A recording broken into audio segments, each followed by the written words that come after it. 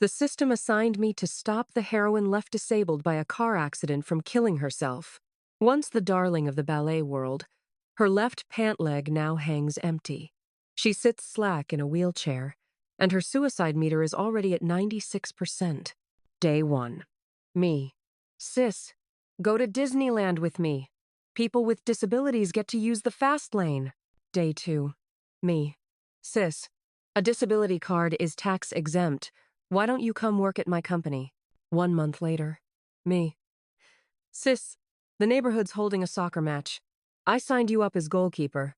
I'd like to see who dares take a shot at you. Jennifer Delaney. I know you don't see me as disabled, but could you at least treat me like a person? I was reading the system's mission when the heroine sat in her chair, staring blankly out the window. She didn't move at all, save the faint rise and fall of her chest that proved she was still alive. The eyes once praised as starlight now lay under a heavy pall, sealing her off from the world. The system said, "In the Delaney clan, profit has always come before affection. However dazzling she used to be, now she's just a cripple." Her parents haven't visited in 2 months, and her boyfriend is busy escorting his newly returned childhood sweetheart to every society banquet. You'll need more patient comfort and company to reach her, and cut off the suicidal thoughts. I can make you a licensed therapist. I cut in. Didn't the Delaneys hire a therapist for her? They did the best in the country brought in as soon as she regained consciousness 6 months ago. I pointed at the 96% suicide meter, which means that angle doesn't work. Same goes for your so-called comfort and companionship. I just finished the dossier. Right after the accident, Mr. and Mrs. Delaney doted on Jennifer. Her mother came daily to talk with her and even gathered every childhood friend to cheer her up. But the blow was too great. Jennifer never bounced back, and over time her mother lost the patience to keep sitting with her. The system, doesn't that prove she wants to die because no one's there for her? No, she doesn't want to live because she believes she has no value and no power to change that. The file said. Jennifer had been a sensation in ballet. Gifted and quick, she didn't just dance, she was good at piano, painting, and writing, and she was fluent in 4 languages. Once, when a friend of Mrs. Delaney's visited, the woman congratulated her own daughter for winning an international painting prize. The friend added, "Only because Jennifer never focused on painting, otherwise my girl wouldn't have stood a chance. The brighter she once burned, the bleaker it feels now." With everyone drifting away, each absence reminds her she's become a useless cripple. To her, death is the only release. The system asked, "So how do you plan to approach her? Caregiver or gal pal? I can set it up now." I shook my head. Who I am doesn't matter. The system scratched its non-existent scalp. I don't get it. I didn't explain. I fiddled with my phone for a bit, then stepped into the room. My footsteps pulled Jennifer partway back. She turned toward me. "And you are?" It was a question with zero curiosity.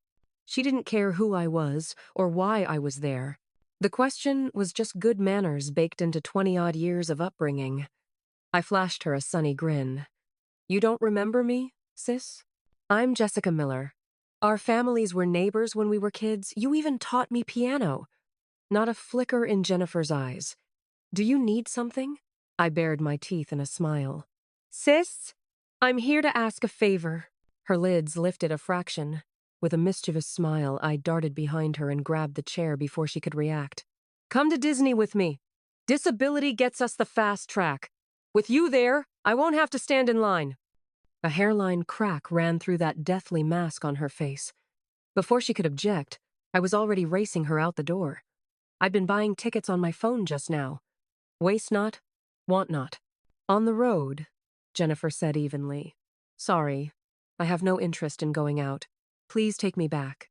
"Sure," I said, pulled over, and parked. "You can head back on your own. Want me to call you a car?" She stared at me, taken aback. "I can't get back by myself." I shrugged and started the engine. "Then there's nothing for it. You're stuck with me." "Relax. I'll have you safe and sound back at the hospital tonight. Your personal safety is guaranteed." She caught on that I was teasing her. Anger shadowed her brow. I'm asking you to take me back, otherwise I'll call the police. No problem, I said. You can call right now. She bit her lip and fell silent, and didn't take out her phone. Given her condition, she could have been discharged already. She just keeps herself penned up at the hospital, refusing the world. How would she call the police? The system suddenly shrieked. Stop! Her suicide meter just jumped to 97%. I kept my foot on the gas and said, dragged out by a stranger, unable to go back on her own terms, and too proud to ask anyone for help, and all because she's now disabled. If I were her, I'd want to die even more. The system's code scrambled in a panic. If you know that, why are you doing it? If she dies, we're both getting written up. Easy, I said, ruffling its imaginary head in my mind. She won't do it. If I make her useful, she won't have time to dwell on dying. And her disability really is useful. Thanks to priority access, we knocked out more than 10 rides in a day. At first, she fought me. Every time we reached a ride, she said she wasn't interested. A few rides in, she stopped talking. Not because the fun had won her over, but because I ignored her vote. The only thing I said to her was loud praise every time we breezed down a fast lane. Sis, bringing you was the smartest move ever. This ride is a 2-hour line, 5 minutes with you, and we're in. Sis, you're the Greek goddess of cues. You should have announced, make way, the young lady's here. Absolute swagger. At first, Jennifer was mortified since the accident. She hadn't been anywhere this crowded. She was sensitive to other people's looks, whether curious or sympathetic, both felt like wounds. But under my brainwashing-level praise, her stiff posture slowly loosened. Because she realized that, here, being disabled didn't necessarily mean being pitied. Aside from the envious glances from those still stuck in line, no one paid her any special attention. Everyone had their own plans, immersed in the joy of the park. Compared to that, a random stranger in a wheelchair just wasn't worth noticing. When we left Disneyland, Jennifer was still quiet, but there was a faint flush in her cheeks. It only faded when she realized I wasn't taking her back to the hospital. Where are you taking me? I brought Jennifer back to her own place. She could have been discharged long ago, but her family didn't want to take care of her, and she didn't want to face all the inconveniences and social awkwardness of life alone, so she'd simply stayed at the hospital. The private clinic was partly funded by the Delaney's. She could stay as long as she liked. With the best medical team at her disposal, her parents were happy to wash their hands of her. But a hospital is still a hospital stay too long, and even the healthy grow sick. During the day at Disneyland, I'd played pitiful, claiming my apartment had been flooded and begging her to let me crash at her place. Pestered half to death, she finally agreed. On the drive over, I insisted I couldn't enter without the host present.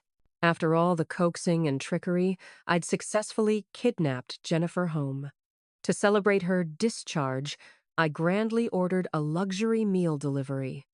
When it arrived, I was squatting in the bedroom unpacking. Hearing the knock, I called out to her in the living room. Sis, I'm busy with my clothes. Could you grab the food for me? How could you ask her? It's awkward for her to move the chair herself. You'd be faster doing it. I ignored the system, watching through the door crack instead. Ever since her accident, everyone around her had been obsessed with her inconvenience. Except for using the bathroom, which she insisted on handling alone, people made sure she didn't lift a finger for anything else. Even if she just wanted to pull open the curtains for sunlight, the nurse would rush over, panic written all over her face, and do it for her. In everyone's eyes, she was a porcelain doll, with one leg, something fragile to be protected, and therefore, a burden. She probably hadn't expected me to ask her to get the door, and visibly froze for a second. The knocking continued. I prodded. Hurry, sis. If we're late, the delivery guy gets fined. Jennifer's gaze lingered on the door. She took a light breath, rolled her chair forward, opened it, and accepted the food. The instant she saw the delivery man, her shoulders stiffened again. He noticed her too, but reacted naturally, just said, "Enjoy your meal," and rushed off to the next order. Jennifer looked down at the paper bag in her hands. Her body gradually relaxed. Seeing she was fine, I finally answered the system. Sure, I could have taken it faster, but it's more meaningful if she does it herself. The system didn't get it. It's just a food delivery. How can such a tiny thing matter? People with physical limitations are hypersensitive, especially someone like Jennifer, who fell from the clouds to the dirt. The more people tiptoe around her, the deeper she sinks into the feeling that she's useless. Of course she deserves care. But to me, care means helping when she needs it, not assuming she's helpless and stripping her of worth. Getting the takeout might be small, but I want her to know I don't see her as broken and that she still matters. I paused. She's been cocooned up in her own shell for too long. But that kind of cocoon doesn't turn into a butterfly, it suffocates. She needs contact with the world, to peel away those layers herself. In my sight, Jennifer was lowering her eyes, carefully unwrapping the food. She hadn't done this in ages, so she moved with quiet caution. The cling film came off in slow spirals. The system whispered, "It really does look like she's shedding a cocoon. I should record this for the others to see." "You and your colleagues?" I asked curiously. "Do you all do these Save the Heroine missions?" The system's code shimmered, simulating a nod. "Yeah. Our director travels through different small worlds, finds women trapped in despair, and logs them as missions to assign to us later. Technically, it's not just heroines, there are side characters too. But the director says every girl is the protagonist of her own life, so they're all heroines. No wonder. Jennifer's permanent disability wouldn't fit the standard heroine mold. In the original storyline, she killed herself and became the male lead's eternal, tragic white moonlight. Her death was merely the prelude to the heroine's grand love story. Jennifer's life served only as the setup for a melodramatic plot the moment she died, the cliché began. I'd always thought the system mixed up the heroine and the side character. Turns out it didn't. To them, everyone's a protagonist. I latched onto that word, surprised. "So you only work on female leads?" I always thought these main character missions were mostly about guys. My commute playlists were full of stories about taming the dark villain and redeeming the blackened male lead. The system's tone held a trace of pride. Exactly. Since most systems focus on saving men, our director created an agency solely devoted to heroines.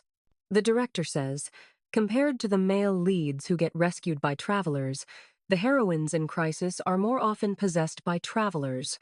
Maybe it makes for a satisfying story. But no matter how cathartic the ending, it's not really their experience, it erases their own existence. Every heroine, every life is unique. Stripping them of the chance to live better for themselves is far too arrogant. If, with our agency's help, they can escape despair and walk out of the darkness, that's far more meaningful than handing their lives to someone else. I nodded. Then another thought struck me. The identity of Jessica didn't exist before it was fabricated by the system and implanted into Jennifer's memory. I guess, in their bureau's eyes, even in these small worlds, every person still has a life of their own. If I possessed someone else and rewrote their life just to save Jennifer, that wouldn't be fair to them either. When Jennifer finished setting the table, I finally emerged. They were just standard takeout boxes, but she'd arranged them neatly and beautifully. I showered her with more over-the-top praise and glanced at her latest suicide meter, 92%. The system. It actually worked. After dinner, I used the excuse of unpacking to naturally let Jennifer clear the table. Before she could hesitate, I slipped back into my room.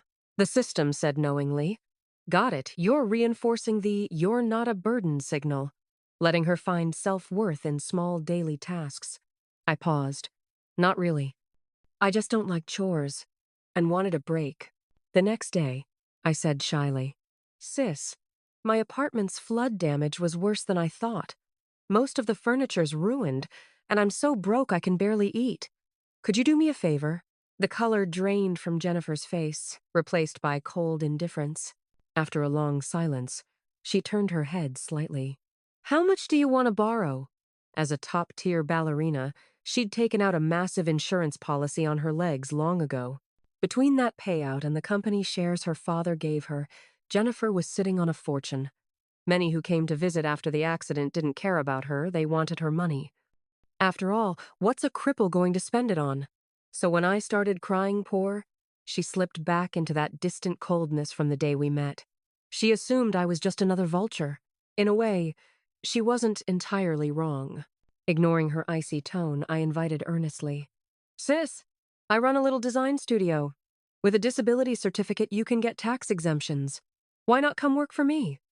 Jennifer blinked, stunned, then looked at me like I'd lost my mind. What did you just say? Of course, she refused. A lady born and raised among the elite had never worked for anyone, let alone now, in a wheelchair. But I vetoed her veto. She couldn't exactly run away. A one-legged woman had no chance against my two. I'd majored in jewelry design, and the system had registered a small boutique for me just across from Jennifer's neighborhood on a bustling commercial street. The studio had 3 sections: an office, a jewelry display area, and a tea lounge for guests. A miniature front shop-back studio setup. I wheeled Jennifer around the 400 square meter space. This is what you call too broke to eat? The street was a historic district dating back to the Southern Song Dynasty, packed with people even on weekdays, and famously expensive. Honestly, I hadn't expected the system to go this big.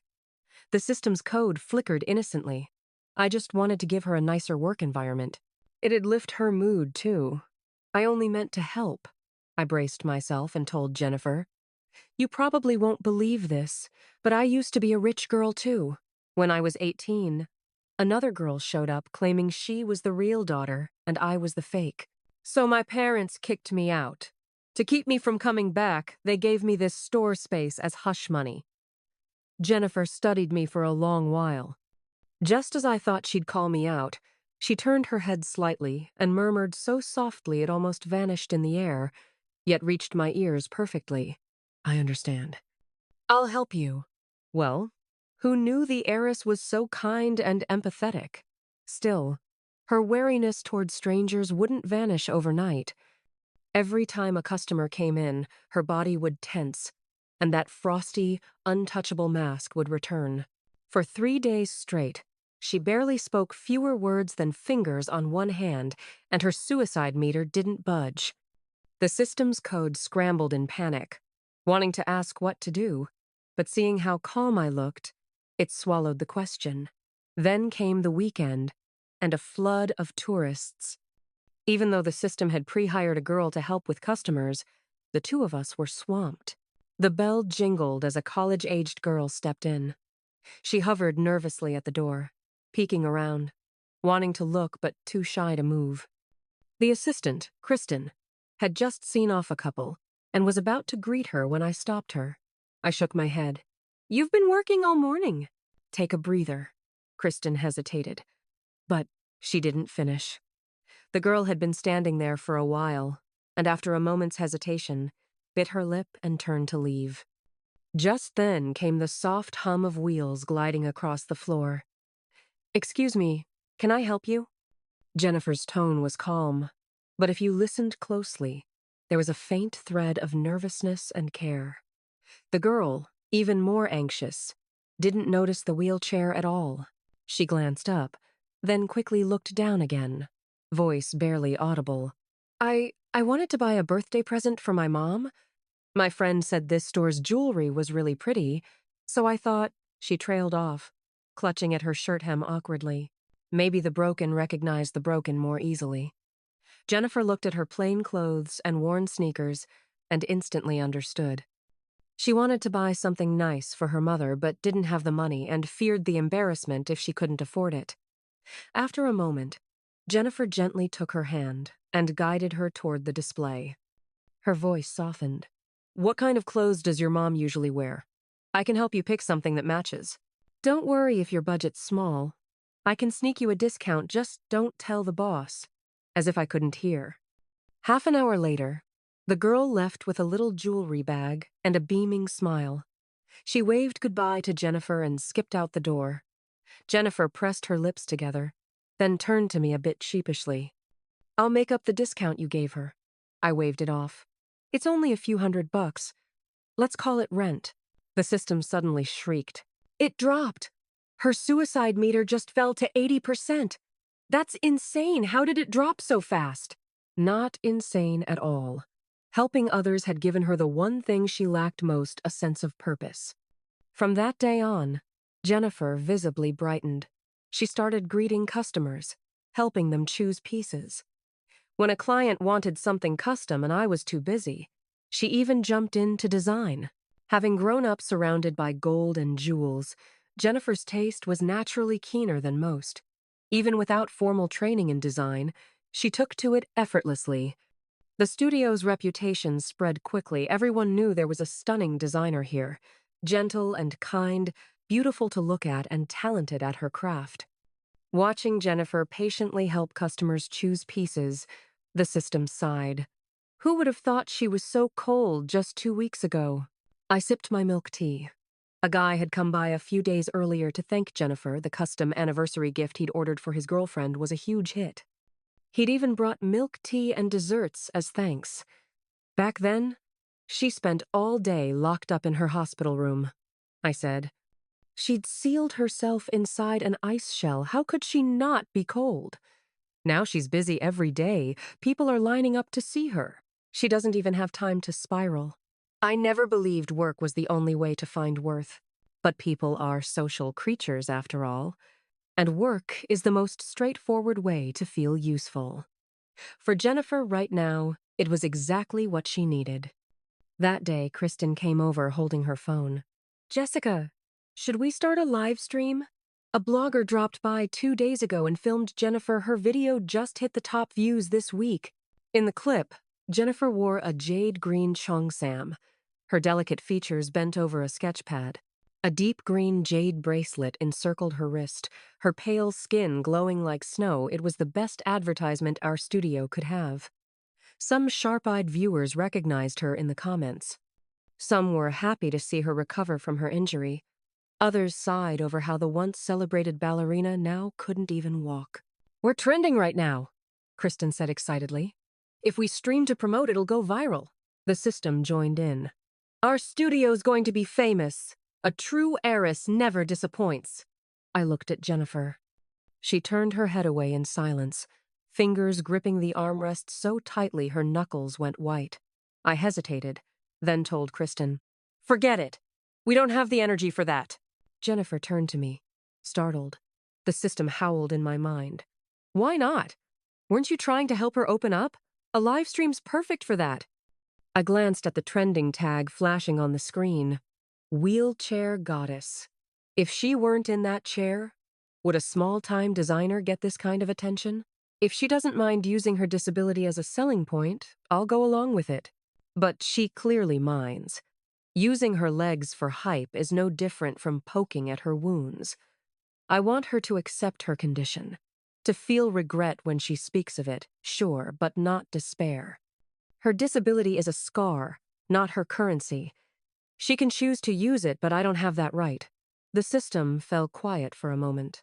"You're right." Kristen, oblivious as ever, didn't get it but didn't press. Jennifer looked at me and whispered, "I thought you'd say yes." She didn't know why, but she could tell I'd been pushing her toward people, trying to break her shell. I snorted. "If you got famous and a big company poached you, I'd be losing out. I'm not that dumb. You're not leaving me." Jennifer pressed her lips together, as if wanting to say more. Then the wind chime at the door rang. Out of the corner of my eye, I saw 2 figures step in. A bright female voice followed. "Jennifer, it really is you." Jennifer's face turned pale in an instant. The system gasped so loud it nearly scrambled its code. "The male lead actually has the nerve to show up, and with his childhood sweetheart?" Jason Smith, Jennifer's ex, and the story's supposed male lead. His family was as wealthy as the Delaney's.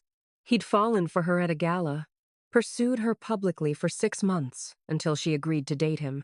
Jason had been the picture of devotion so much that people in the rich kid's circle called him the model boyfriend. Until one day, Jennifer was delivering documents for him when a speeding car came out of nowhere, shattering her leg and her future. Jason was crushed with guilt. At first, he never left her side in the hospital, swearing he wished it had been him. But guilt curdled into burden over time. His visits dropped from daily to weekly, then stopped altogether with the excuse of being too busy. Jennifer never complained. Until her birthday, when Jason said he had to work late, yet half an hour later, she saw a video on social media of him watching fireworks at the beach with Emily, his childhood sweetheart. In the video, Emily secretly pointed the camera at Jason and asked why he wasn't with Jennifer. Jason gave a casual smile and said, "I'd rather spend the night with someone who's worth it." The clip froze on Emily's smug grin, eyebrows raised in triumph. That's when Jennifer understood he'd wanted to break up the moment she lost her leg. To him, she was already damaged goods. Jason didn't want to be tied to her for life, but he never said it aloud for the sake of his reputation.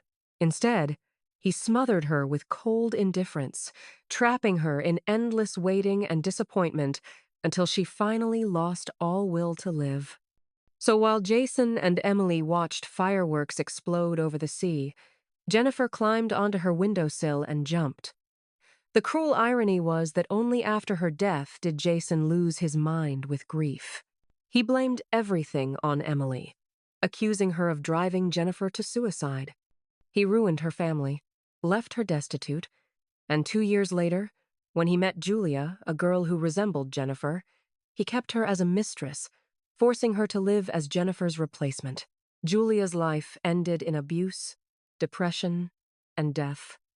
The system fumed at the end of its recap. "In all my runtime, I've never seen a more disgusting male lead. He's a walking curse. Whoever touches him gets destroyed." Emily, arm linked with Jason's, stepped forward. "Jason said I wasn't eating or sleeping well overseas, so he's been making it up to me since I came back. I told him he should spend more time with you, but he said it's hard for you to get around and you should rest instead." "You don't mind, do you, Jennifer?" Jason had only been shopping with Emily. He hadn't expected to run into her. For a brief second, he froze, then frowned. "Why aren't you in the hospital where you belong? What if something happens?" Emily laughed exaggeratedly. "Oh, Jason, didn't you know? Jennifer can't dance anymore, so she switched careers, became a jewelry designer. Too bad she's not famous enough to join a big company, so she's stuck in this tiny shop. Otherwise, my family owns a jewelry design company. I could recommend Jennifer to join us," Emily said, throwing Jason a playful glance. "It's your fault you spend all day with me and don't even check on her." Jennifer lowered her head, silent, her face reverting to that same distant indifference she wore when I first met her, as if cutting herself off from the world all over again. I watched her suicide meters spike upward and quickly stepped in front of her. Like hell, I'd let anyone ruin the progress I'd made. I plastered on a bright smile and said to Jason, "Oh, you must be Jennifer's friends, right? She always says her friends are so kind." Looks like she was right. Then, sweetly but sharp as glass, I added, "Not like that scumbag boyfriend of hers, the one who couldn't stand her being in a wheelchair but still wanted to protect his precious reputation. Sneaking around with some childhood sweetheart while pretending they were just friends. Tell me, isn't that disgusting?" "What kind of lowlife does that?" Emily flared up. "What did you just say?" I gave her a look of feigned surprise. "Oh, don't get me wrong. I meant Jennifer's worthless boyfriend, not yours. Your man looks classy and responsible. He'd never abandon his girlfriend when she's down and fool around with another woman, right? I mean, if he did, he'd just be a well-dressed beast, wouldn't he?" Jason had never been humiliated like that in his life. His face went pale, then flushed. "Jennifer, don't misunderstand. Emily and I grew up together. I only see her as a sister," I gasped dramatically. "Wow, so you are that well-dressed beast after all. Excuses or not, trash was trash. Jason froze, his face darkening further. Jessica? Jennifer tugged at my sleeve. I turned to her, and she gave me a calm look that told me to stand down. I stepped aside. Though her expression was still cool, there was strength in her eyes again. She looked straight at Jason and said evenly, "Let's break up. Jennifer, I never looked down on you. Jason panicked. Jennifer cut him off decisively. What you think doesn't matter. I'm not breaking up because I feel like a burden. I'm breaking up because you don't deserve me. You don't have to accept my imperfection, but I can't accept your cowardice." The words seemed to drain her, but once spoken, she visibly relaxed. Jason opened his mouth again, but Emily grabbed his arm. "Since Jennifer doesn't want to continue, don't force it. Besides, your father never approved of her anyway." "Isn't this for the best?" Jason fell silent. Emily smiled sweetly at Jennifer. "Jennifer, since you're the one ending things, I'm sure you won't hold a grudge." Next month is Jason's birthday party I'll be attending as his date. He even had a custom gown made for me, but I still haven't found the right jewelry to go with it. "Why don't you design something for me? I trust your taste." I almost refused outright and slapped that smirk right off her face. Jason's upcoming birthday banquet would mark his official announcement as heir to the family business. It had been planned a year in advance. He was the star of the night, and his date was originally supposed to be Jennifer. Now, it turned out he'd replaced her with Emily long before they'd even broken up, without a word. I was ready to roll up my sleeves and tear into them again when Jennifer said calmly, "Sure, I'll design it." I whipped around, ready to ask if she'd lost her mind, but one look at her eyes, and I understood. No matter the truth, if she broke up now, the world would assume he dumped her. Jason was heartless, yes, but she refused to be pitied. Designing jewelry for Emily in public was her way of saying she didn't care not about him, not about the relationship. To her, losing a man without integrity wasn't a loss at all. On the way home, after I'd ranted my analysis, she finally smiled faintly. "It's not just that," she said. "Jason's birthday party will be huge, full of socialites. If Emily wears my design there, it's free advertising. The best way to make a brand big is to get it in front of the rich and famous." Watching her composed face, I felt a flicker of awe. I quietly asked the system, "What's her suicide meter now?" The system, dazed, replied, "If my data's right, it's down to 22%. Of course. The proud swan, once freed from the mud, would always rise fighting. Over the next few days, Jennifer locked herself in the studio, focused on designing Emily's jewelry. When the sketches were done, she handpicked the finest gems from her stock. Helping that college girl pick a gift for her mother was about thoughtfulness and cost. But to impress high society, she had to bring out the best. Though she came from privilege, as the discarded daughter, the Delaney's wouldn't lift a finger for her. That only made her work harder. When Emily came to try it on, she walked in with her usual smug, picky attitude. But once the necklace Jennifer's masterpiece was fastened around her neck, she fell silent. A round-cut sapphire sat at the center of a burst of diamonds, glowing like sunlight and glittering like a fragment of the night sky. The system crowed. Emily never intended to wear it to the party. She'd already picked a ready-made piece. But compared to what Our Lady designed, only an idiot wouldn't choose this one. Emily hadn't expected Jennifer's sincerity. Whatever snide plans she'd had vanished. After a long, awkward pause, she blushed and mumbled a soft, "Sorry." She didn't say for what, and Jennifer didn't ask. She didn't care about Emily's attitude. All she wanted was for Emily to wear that necklace to the banquet for the world to see. Even if she'd never dance again, Jennifer Delaney would still be the best at what she did. Sure enough, Emily wore the necklace named Galaxy to the party. The gems around her neck instantly became the evening's highlight. As the socialites and heiresses gushed over Galaxy, I was out pushing Jennifer's wheelchair through the park beside our neighborhood. A half-hour evening walk was our daily ritual. Even when it rained, we'd hide under a pavilion to listen to the rain. As we passed the soccer field, A sweaty little boy came running toward us. Jessica! Emergency! His name was Tony, a kid from our complex. We saw him often during our walks. I stopped. What's wrong? Tony's forehead was beaded with sweat as he panted. We're playing soccer against the kids from the next neighborhood. They were losing, so they called in a college student as backup. Now the score's 0-3. We're the 0. We don't stand a chance. Jessica, can you come play with us? I couldn't find anyone else. I peeked at the field. Sure enough, a bunch of little kids were running around, and in the middle stood one tall college guy towering like a crane among chicks. I raised an eyebrow. What kind of grown man bullies children like that? Don't worry. Tony, with your sister Jennifer on our team. Victory's ours. Tony's eyes lit up. Really? You'll help us, Jessica? Wait, did you say Jennifer? I patted the handle of Jennifer's wheelchair and grinned wickedly. She's going to be our goalie. Let's see which of those brats dares to take a shot. Jennifer sighed. I know you don't see me as disabled, but could you at least treat me like a person? I replied shamelessly. I don't even treat myself like one, so why should you be any different? Tony cheered and pushed Jennifer over to the goalpost. The opposing team protested loudly, but Tony refused to back down. You gotta bring in an outsider. Why can't we? Our sub can't even move fast. She's a disadvantage. The other side admitted, hands down, that we were the true masters of shamelessness.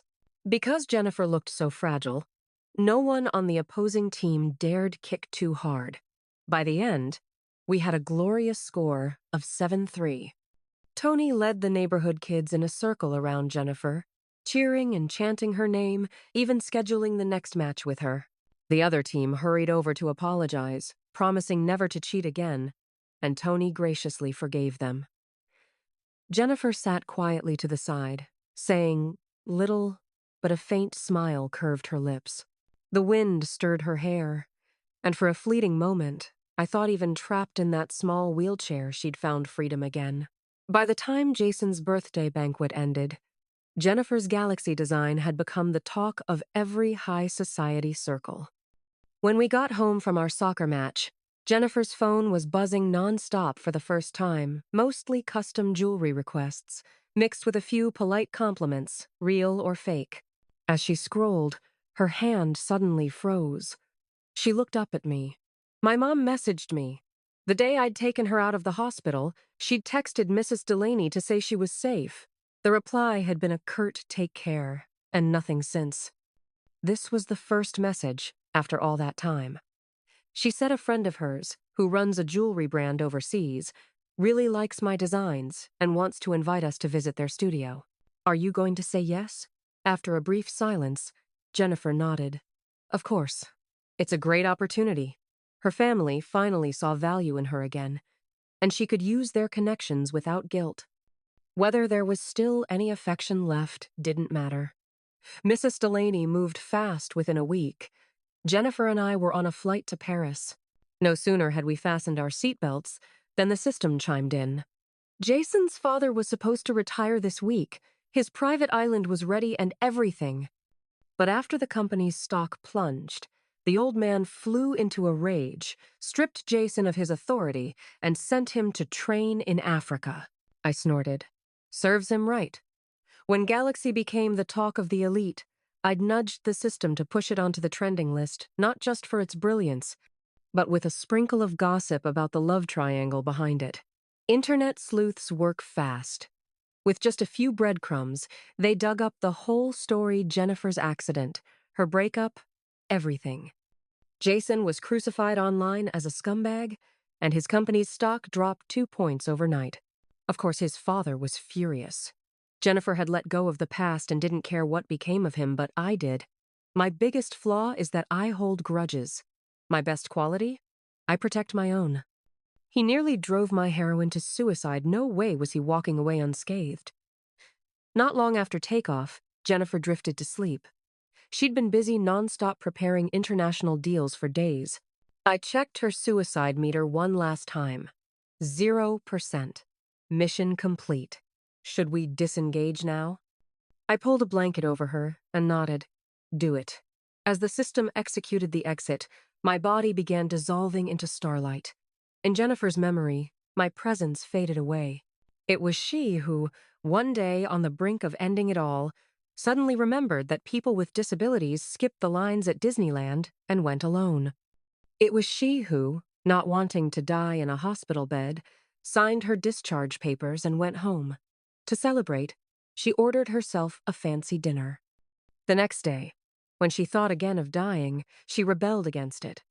Why should losing one leg mean her life was over? So she opened a small studio called Listening Summer and began learning jewelry design.